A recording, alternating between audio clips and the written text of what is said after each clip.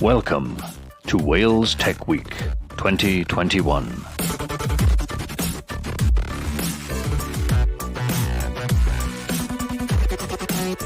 Thank you to our partners. Enjoy the session.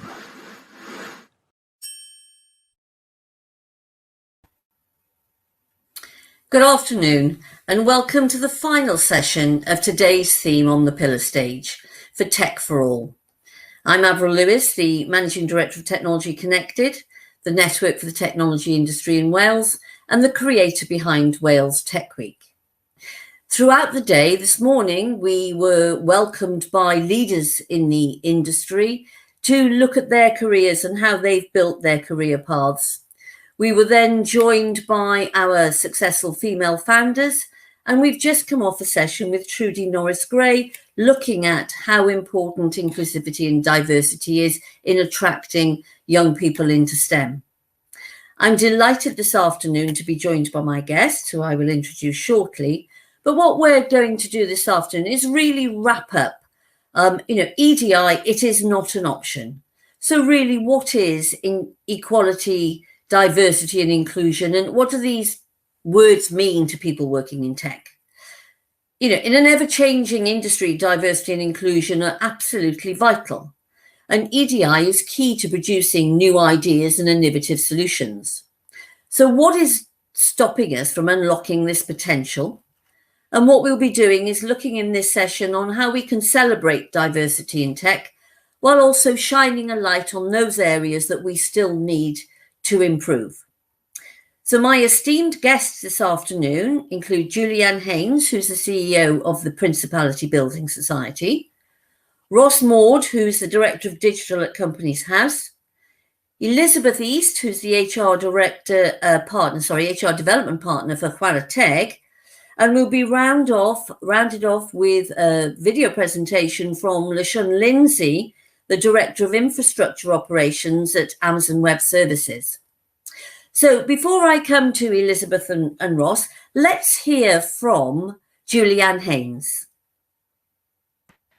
Well, hi everybody, I'm Julianne Haines. I'm the Chief Executive at Principality Building Society. I'm really sorry I can't be there in person today, but just decided with Avril that we would do this pre-record just so that I could talk to you a little bit about my thoughts around diversity, equality and inclusion, and how we ensure that we're creating more inclusive cultures going forward to really ensure that all voices are heard and welcomed. There are clearly particular challenges in tech where the reputation is that tech is particularly undiverse. But if I think back to when I left a major UK bank in 2006, I was one of 3 women in the senior leadership team. And when I walked into Principality, the picture was probably very similar. And over 14 years, an awful lot has changed, certainly in my organisation and across both financial services and the wider technology space. But that still is an awful lot to do. Across my board table, we have quite a diverse group of individuals. Well, if I look at gender, we certainly are. But as I look across my organisation, I see a very traditional financial services market of colleagues.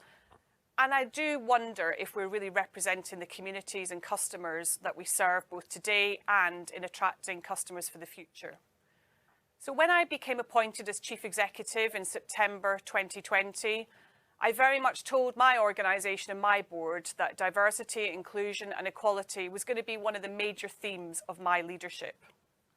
Firstly, I appointed somebody who had responsibility for diversity and inclusion, and also talked to the board about the need to have a much more all-encompassing strategy, and that we would focus less on diversity and more on inclusion, making sure that if we can attract and recruit a more diverse group of people, then actually what we need to do is to be able to make sure that we have an inclusive culture where all voices can be heard, and we can make sure that really we are welcoming all types of individuals.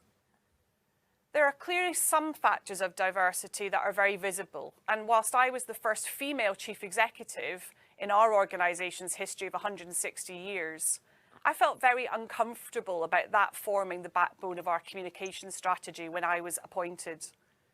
It seems, really out of the tone of what we're talking about, that we're still talking about gender. However, when I go into my technical teams and do huddles and team meetings, I can see the challenges in the room. How many of you have sat in a room and felt like you're making the same point, but nobody's listening? How many of you have felt that you've made a point and actually somebody, maybe one of the more outgoing ones in the room, has actually come in and said exactly the same point and suddenly everybody's listening to them? These are some of the softer signs of where we've got much more work to do in inclusion. So whilst at Principality, we are focused on trying to recruit a more diverse workforce, and we've done that by introducing the very the things that you'd expect us to do, like blind recruitment and shortlisting. What we're also doing is focusing very much on building that inclusive culture. So a few of the things that we're doing to really focus on that.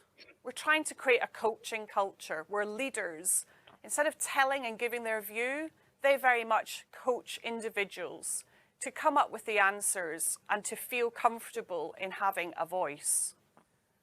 We're focusing on well-being, making sure that, for instance, colleagues that may be suffering from anxiety and depression, or maybe those with physical disabilities, are very much being heard, so that there's much more of a conversation about the things that get in the way and maybe stop performance. We're partnering with local universities to build talent pipelines for the future, so that we can make sure that, particularly in our tech and data areas and digital areas, we're really looking to the future for where that young talent may be and ensuring that it is more diverse. And we're also created a number of leadership programs to make sure that individuals from very disparate backgrounds across our organisation are also learning the soft skills required to be successful. So whether that be about coaching, whether that be about influencing, or recognising the strength of teams in terms of the voices around the table. So much has changed over my 14 years at Principality, but if I'm honest, we've got an awful lot to do. I think particularly in technology circles, the very traditional view of who goes into tech, this starts right back at school. And so one of the things we're doing by working with FinTech Wales is to really think about how we partner with local schools at a much younger age to make sure that people of different backgrounds really consider tech, data, digital as key components and potentially, roles and jobs for the future. Talking to our school programs about the fact that the careers that they'll be working in the future, we probably haven't even invented today. So for me, creating that much more inclusive culture, building an organisation where every voice is truly valued and listened to is very much a priority for the future. We've got much work to do, but I'm really excited about the future and the potential that our organisation can unlock. Because by listening to those voices, I truly believe that our organisation will outperform in terms of its financial performance and indeed in terms of customer and member value. Thanks very much. Thank you. Some very interesting points there raised by Julianne. Just a quick note, please, for our audience. I'm delighted that I have Elizabeth and Ross with me. Please, by all means, if you have any questions, post them in the comments box, and I will make sure that I come to them as we are going through the session. So, Ross, Elizabeth, before I ask you to introduce you, I just want to put some facts for you, just to put today's session into context. And this point has come out from diversityin.tech.co.uk, and it says that unfair treatment in the workplace is the largest driver of turnover in the tech industry. It can cost companies up to £4 billion a year. We also know from our facts and figures that just over a fifth of the population, aged 16 to 24, have identified themselves as disabled. And also over the last 5 years, the proportion of the UK population identifying as LGBTQ has risen from just over 1.5% to 2%. We also know that tech leadership is highly international, and that higher levels of gender diversity positively correlates with higher firm turnover, and that diverse boards, with everything else being equal, see a 0.7% higher turnover than non-diverse tech company boards. And this, I think, is interesting. The internationally diverse boards, on average, raise 453% more investment than non-internationally diverse boards. So some interesting figures, some interesting stats. Ross, if I could ask you to introduce yourself, and then considering some of those statistics, what is it that is so important for you in Companies House as to why EDI is not an option? Oh, thank you, Avril. So some really interesting stats you just kind of put forward there, and I suppose so. Firstly, yes. So hi, I'm Ross Maude. I'm Director of Digital Data and Technology at Companies House. So that means that I'm responsible, accountable, whatever the word is, for looking after our services and making them perform effectively and deliver value, but make sure that we're delivering a really great kind of public service from a digital services perspective. So that's kind of my role more broadly. Mostly it's about supporting teams to be successful, to be honest. So I have almost none of the answers, all my teams do. So it's about helping them to be brilliant. And I think the way you posed the question, what does it mean to us? So I think fundamentally, for all of us who work in technology, and perhaps in nearly every walk of life these days, it seems like a lot of the things we have to do are quite complicated. And actually, I think the essence of our job these days is to creatively collaborate to solve complex problems. So if it's working with a team to solve a problem, improve a service, solve a technical issue, deal with a different customer perspective, it's about having a team who can operate together.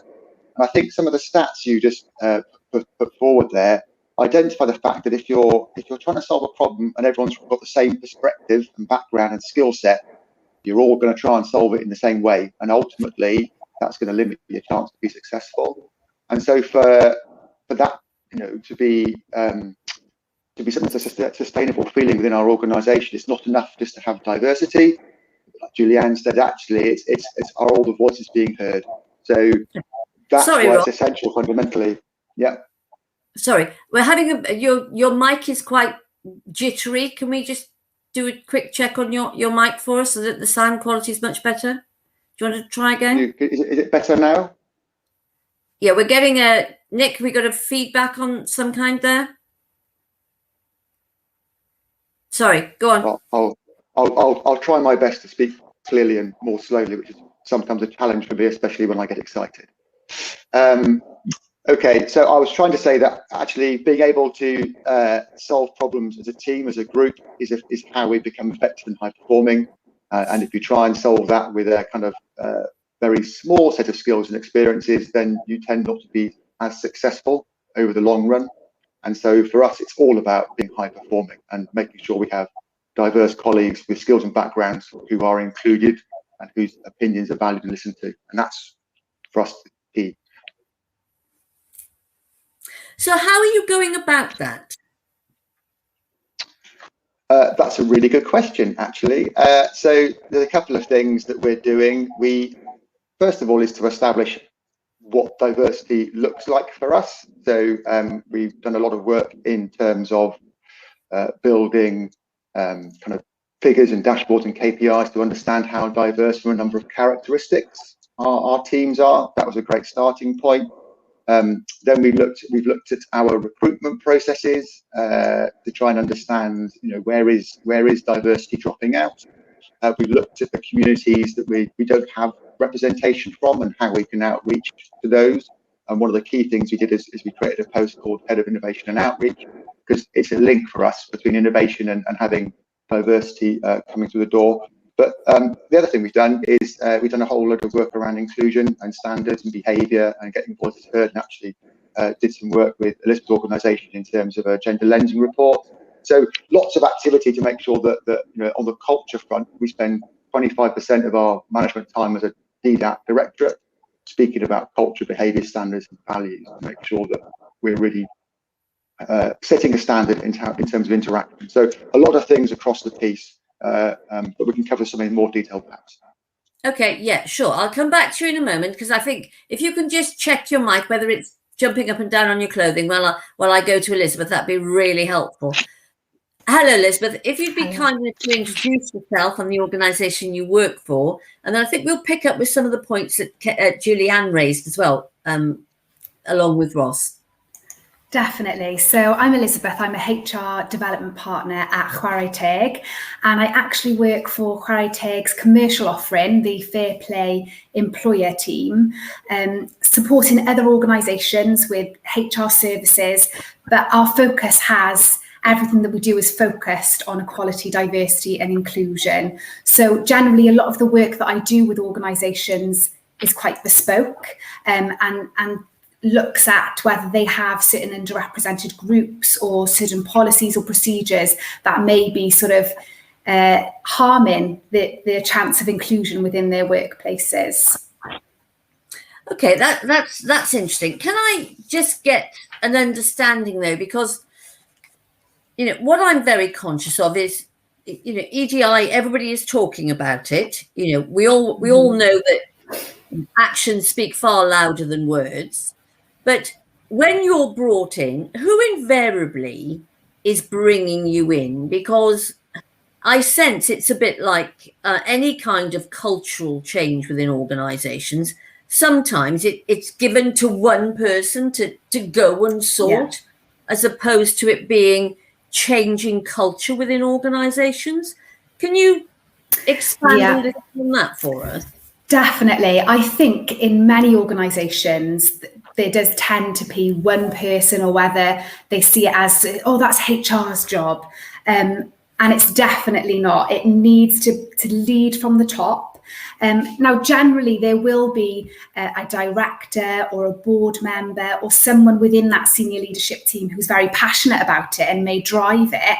But in order for it to be successful and not just another diversity initiative, it needs to be taken seriously at all levels, from board, from leadership, and then that needs to be communicated across the organisation. Okay, thank you. Thank you. Ross, can I bring you back in there now just to ask that question? Is it something that it's been passed out to one person, or how do you change the culture in organisations so that EDI, so we're not even talking about EDI in, goodness knows, 2-3 years time. It's just the way we are. Again, it's a really good question. Hopefully, can you hear me better now? Just to check that I'm not as squeaky as I was beforehand. So changing culture, I think, is probably the $1 million question. I think lots of people are working very hard to try and resolve that. But I think the main thing is setting a clear reason and purpose.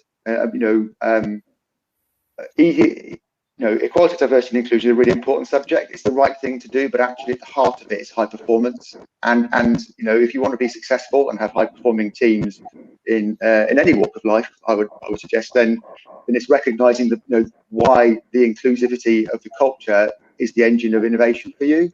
And I think once you start with that message, it becomes much easier to explain to colleagues and perhaps people who may be resistant for whatever reason, whatever their background.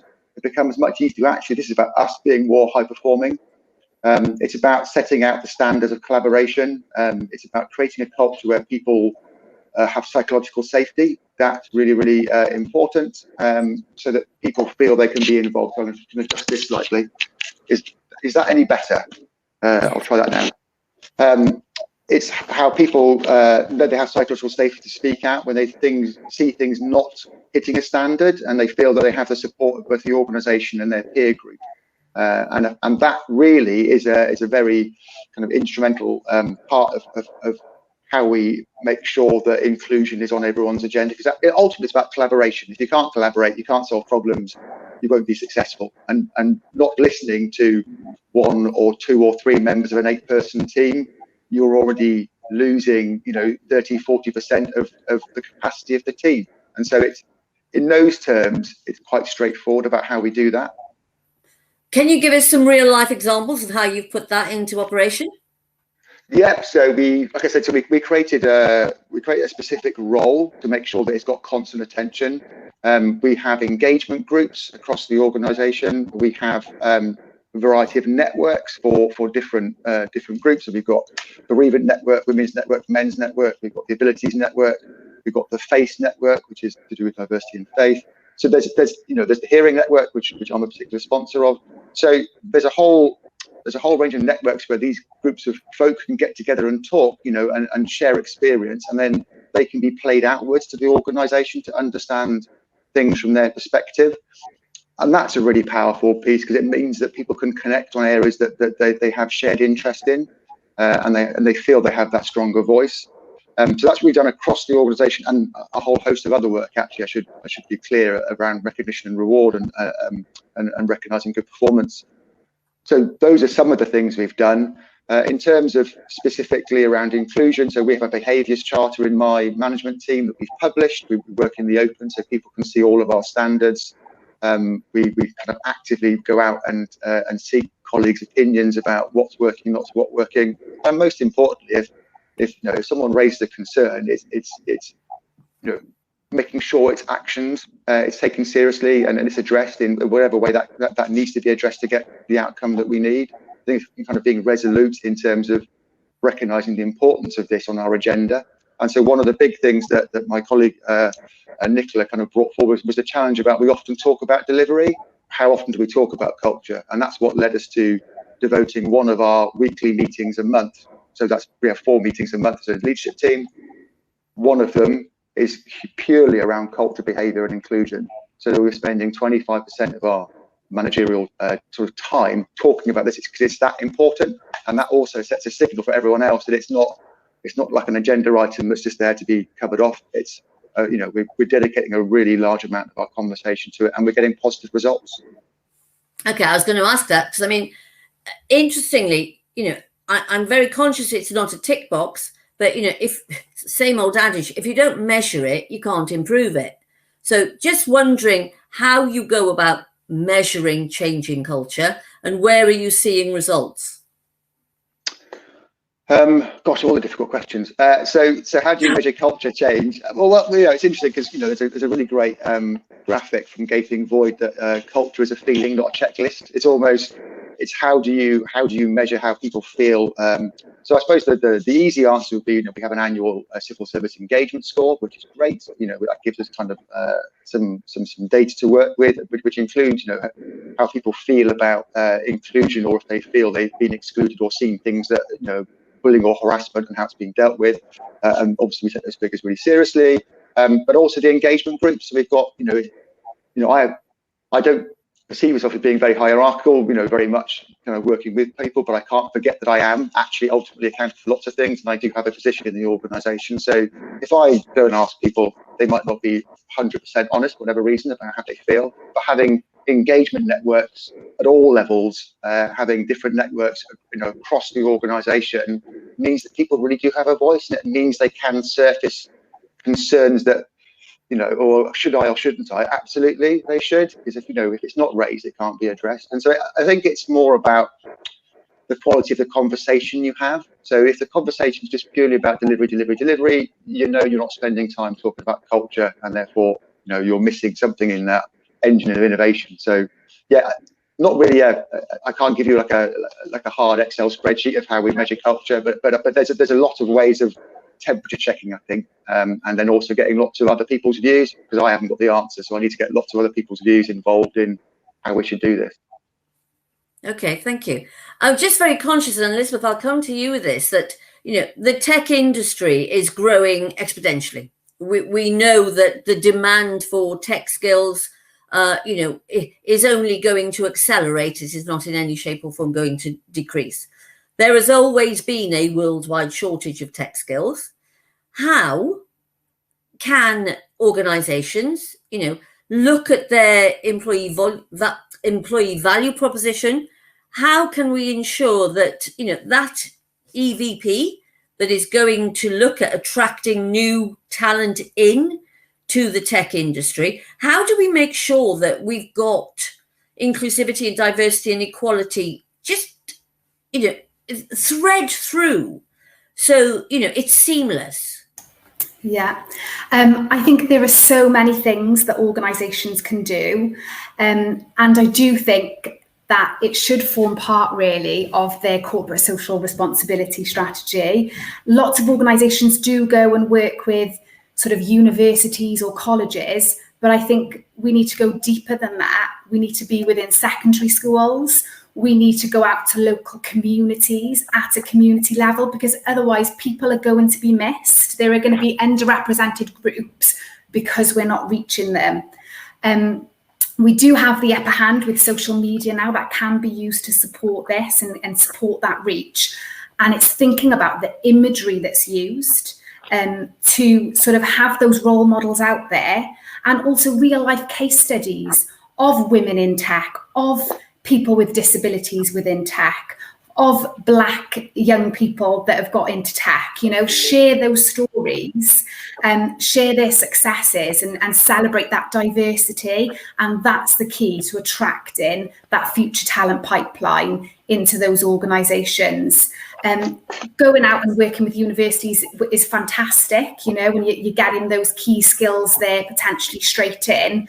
But I think the sector as a whole, in order to sort of secure that future network or that future talent pipeline, does need to be getting to younger children, needs to be getting out to communities. Also, there's things that need to be done because, for example, there may be people within certain communities, for example, that would not be able to travel to an interview by themselves. I know a lot of it at the moment is done in a virtual world. So it's thinking about, right, can we have people being taken and being sat in with an interview to support some communities? And is there people with disabilities that could be supported at an interview and have someone sit in to support them, not answering questions, but being able to physically take them to that place and sit in the room to support them?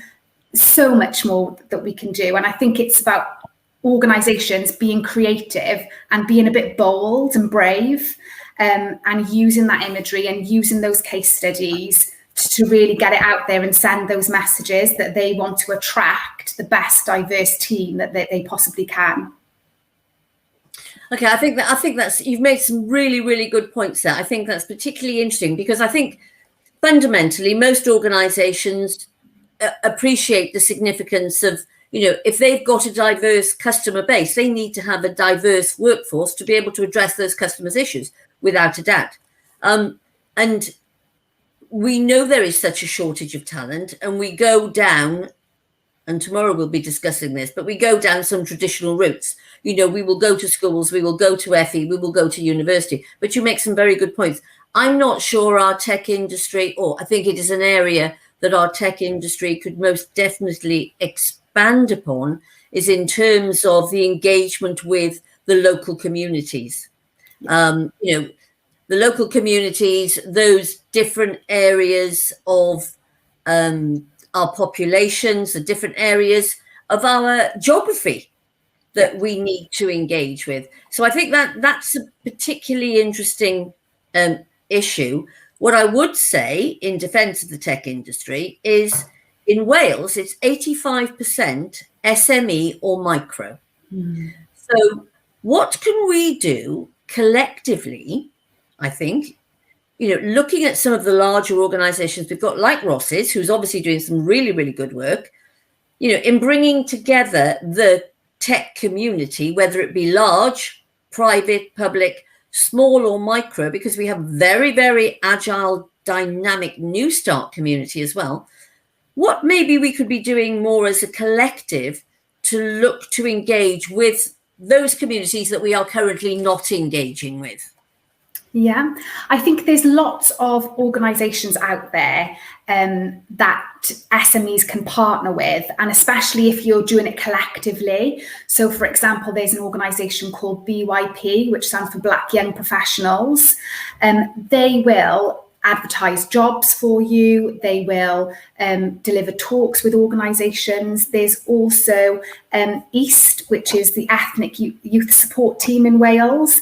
They will partner with organisations to potentially give funded training to raise awareness and education. They will also share with their communities any job roles, and there's lots of organisations out there. There's lots of disability organisations. Chwarae Teg, we're here to support you, to reach potentially those underrepresented groups, or to give you more ideas of how you can do that, because it is difficult with SMEs. You don't generally have someone who is focused within that area and has the time to find out all these things. So potentially, if the tech community were to come together and sort of have those events potentially where they can get that education, and if there could be any sort of funded education out there to raise awareness, that would be extremely helpful for them. Okay, thank you. That's really interesting. I think there's some good points raised there. I'm just looking at, there's an awful lot of good work being done. Let's not underestimate that in any shape or form. The tech industry moves at 1 million miles an hour. Okay, how can we make, EDI and that being seamless within our organisations? How can we make that change happen at the speed with which technology can move? Because it is moving, but it's very slow. The amount of female directors on tech boards has not changed since 2020. Right? So where we have agility in creating technology and technology solutions, what do we need to do to speed up and accelerate the rate of change for EDI for our industry? Ross. I got all the good ones. So I think I think it's about role modeling to a degree. So that sounds a bit simplistic, but there's an expectation if you want to work in tech that you kind of come through a STEM degree route through university and you've been involved in something sciencey, from a young age. And the stats will say that actually, I think about 36% of STEM grads are gender diverse for one stat. I can't give you stats for the other sort of diversity characteristics. But that tells you straight away you've already baked out 15% of gender diversity alone. So we're already setting the expectation that to be good in technology, you need to be, one of kind of like the genius tech wizards of the 90s. And I think actually, like I said, nearly all the problems that we as an industry face now are quite big and require teams. And so actually, you don't need to be the most amazing technical individual in the world. You need to have the technical skills so you can understand the problems you're trying to solve. But what we're looking for is people who can collaborate, communicate, and creatively work with others to solve problems. And I think that's part of an image problem we've got for tech. As much as the pictures show more diverse workforces, there's still an expectation that you're going to look at the sort of matrix of characters, and that's what the job requires. And actually, in my view, and I'll probably get told off by various people, it's about 60 or 70% actually communicating, collaborating, and working as a team. And until that expectation is changed, people will be put off potentially coming and working in technology because they think they have to have this amazing sort of very scientific skill set. And actually, some of the most some of the best people that I've seen in this space are people who come from perhaps arts degrees and cross-trained into, and they bring that creativity to their approach, which is really powerful. That's not to say having tech skills is not wanted, but it's it's not the be all and end all. If you can't work as a group, then you're limited to what one person can do. Okay, thank you very much. I'm going to bring in our final guest now, and this is Michonne Lindsay, who is now gone back to the States, but we all know her probably for the 3 years that she spent at GE Aviation up in Nantgarw, and this is a video that she's put together for us. Lindsay, pronounced LaShawn, and I'm currently the Director of Infrastructure Operations at Amazon Web Services. I'm responsible for the operation of the data centers in the Washington, D.C. area. I joined Amazon 7 months ago after spending 23 years in various functions and roles at General Electric. I've been back in the USA for 3 years now after having spent 3 years in Wales. So unfortunately, I've now lost my Welsh accent. Thus, please excuse my strong American English accent as I speak to you today about the importance of equality, diversity, and inclusion, ED&I, in the workplace, how technology can play a role in improving ED&I, and some challenges businesses may face as they embark upon improving ED&I. First, I'll define equality, diversity, and inclusion, ED&I. Equality simply means having an equal playing ground where all employees have the same opportunities and support to be successful. I simply define equality as nothing more, nothing less. Equality doesn't mean that we're taking something from one group of people and are giving it to another group. It simply means nothing more, nothing less for your diverse employees. So for diversity has taken on different meanings over the years, but when people are talking about diversity in the workplace, it usually means having varying race, gender, and ethnicity across your employee base. However, having varying age, sexual orientation, religion, education, abilities, and life experiences are generally harder to measure, but are also important elements of diversity. For inclusion, it means having a work environment where everyone is treated respectfully, are valued, and are appreciated, and have equal resources and opportunities.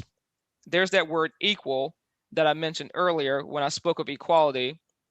So since inclusion incorporates equality, a lot of companies are changing the E in ED&I to equity. So let me define that as well. Equity means there's a guarantee of fair treatment, access, opportunity, and advancement. It means a company has a state where individuals and not groups have the specific support needed to succeed. For example, equity means, what does LaShawn, a Black gay female, need to be successful? Noting that not all Black gay females are the same because we've all had different life experiences, education, etc. So we really have a tendency to talk about things without defining what we mean. So hopefully taking that pause to define equality, diversity, inclusion, and equity was helpful for y'all. Now I'll jump right into my content. So many studies have been done and definitively show that diversity and inclusion in the workplace allow employees to feel more valued, motivated, and appreciated. When employees feel that they can bring their whole selves, which means every element of who they are, to work, they are happier and thus stay longer, are retained, and are more productive. Also, companies with diverse and inclusive workplaces are more likely to attract and hire other diverse employees. So that's why it's so important to ensure that you continue to make progress on ED&I. You know, for me personally, when I talk about diversity, I tell companies, and especially those in the tech space, that it's important to have an employee population that reflects your customer base. Otherwise, how can you know what diverse customers truly need if no one on your team can speak to what diverse customers may need? How can you successfully innovate, stay agile, and ultimately stay relevant if your company can't assess or address the needs of diverse customers, especially when we're all living in this new, agile, digital world? ED&I just makes sense, and studies prove that it needs to be on the forefront of business strategy, focus, and action, but yet there are still problems and gaps across the world with ED&I and business. In the current external environment centered on racism, anti-Semitism, xenophobia, and misogyny that you're all seeing play out across the globe, and especially here in the USA, including the murder of George Floyd and the domestic terrorist attack on our Capitol building by white supremacists, has shined in an even brighter spotlight and just shows that we still have an ED&I problem. Even with the amazing technology that has allowed working from home, working virtually, this coronavirus pandemic has further exposed and solidified the disparities and inequalities that disproportionately impact our diverse populations. Our brown-skinned populations have the highest death rates for COVID-19 because of systemic healthcare disparities, and the socio-economic issues that have led to their disproportionately being labeled essential employees in the workplace, because these diverse employees are disproportionately the ones doing the hands-on manual jobs, the grunt work. To see whether a company is truly embracing ED&I, just look at its leadership team. If you see that the diverse employees are at the bottom of the pyramid, i.e., are the ones doing the grunt work, but aren't represented in the leadership roles, your company is not strong on diversity. Your company has a glaring ED&I problem, and the image of having diverse employees doing the heavy lifting, grunt work roles, but not being represented in leadership roles says a lot about your leaders and your company's culture. And due to existing gender inequalities, our female population has lost more jobs than men during this pandemic. Women make up 39% of the global employment, but account for 54% of the overall job losses. I'll repeat that again. Women make up for 39% of the global employment, but account for 54% of the overall job losses during this pandemic. This virus has shined a spotlight on the burden of childcare that women still carry. Essential women have been disproportionately faced with losing their jobs or staying home with their children who are not in school and or caring for aging parents. So as the spotlight was being shined even brighter in 2020, it just became more obvious that the ED&I gap is still prevalent and that companies must stop talking about equality, diversity, inclusion, and equity and start making meaningful steps to measure, improve, and sustain, noting that technology will be key in this transformation. Companies must have technologies in place that create a single source of truth measurement system for ED&I performance. These systems must be able to clearly show how a company is doing on diversity and whether the company is truly improving on all levels of the organization. So just ask yourself, do you know how your company is performing across those diversity groups that I talked about before? Does your company publish its diversity metrics? Does your company have the right granularity in its diversity metrics? Can you see the intersectionality metrics? Can you see those diversity metrics across the different levels of the organization, the different levels of the pyramid? The answer to those questions are generally no. But again, technology and analytics can help because the first step in any improvement effort is to get the data and metrics. And getting the correct, accurate data continues to be a challenge for a lot of companies, which brings me to the first challenge that companies face as they embark upon improving ED&I, admitting there's a problem because the data metrics aren't being captured, aren't being shared, or aren't granular enough to see that there's an ED&I problem. It's hard to argue with data, so get the ED&I data. Use technology to get that data. Second, lack of strategy. Communication plans, training, and driving a shared need also create challenges. Having a strategic action plan that clearly assesses current state of ED&I and in turn shows the roadmap to the desired future state of ED&I is key. That strategic action plan must also incorporate those metrics and data that I talked about before and include communication and training plans. It is critical that people understand why and how in any ED&I improvement efforts. When I was the managing director of GE Aviation Wells for those 3 years, which was the largest industrial company in Wales, some employees came to me to support the formation of a GE gay, lesbian, bisexual, transgender, and allied chapter. We spent 3 months just forming and then executing on a strategic action plan, which included training and listening sessions. It was so important to just educate everyone on what we were attempting to do, what it meant for them, and to just remove the threat. You know, again, a lot of people feel like as we're embarking on these ED&I efforts, we're trying to take something from them to give to someone else. And so for me, I just kept saying, listen, it's all about equality, nothing more, nothing left. And we just spent a lot of time listening and training.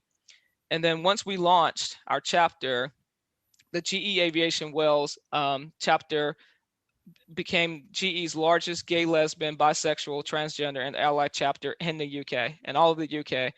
And we were centered right there in the heart of the Welsh Valleys. But we were able to accomplish that just by doing the work up front and building those strategic action plans, which included listening to our employees and getting in front of any threats that they perceived. And finally, I'll end with emphasizing the power of allies. The voices and engagement of allies are key in driving ED&I progress. Historically, it's the oppressed people that have started the movements for equality and civil rights, but having the allies join those movements created the momentum and actually moved those efforts forward. So if you're an ally, please don't sit in silence. You must speak up and push hard for ED&I progress within your company. If you see something, say something. Please get comfortable being uncomfortable. Thank you again, everyone, for your time today. Well, I think that's really quite powerful. That just tells us at the end, get used to being uncomfortable. And I think that's a really, really powerful message.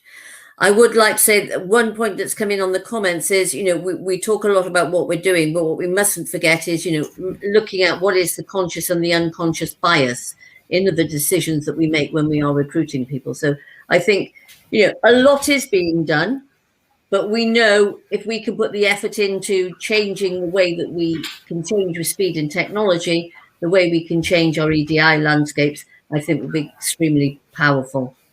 Elizabeth, East, Chwarae, Ross, Maude, Company's House, thank you so much indeed for your time today. Much appreciated, and thank you. Thank you for having us. Thank you, Avril.